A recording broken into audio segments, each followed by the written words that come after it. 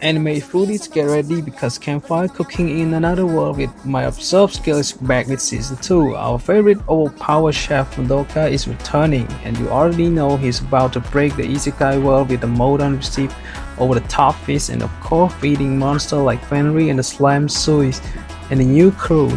This season promised bigger laugh, tastier dishes, and even crazier adventure. If you thought Season 1 made you hungry, Season 2 is about to cook something legendary. So sharpen your knives and prepare your stomach because Campfire Cooking in Another World Season 2 is officially on the menu.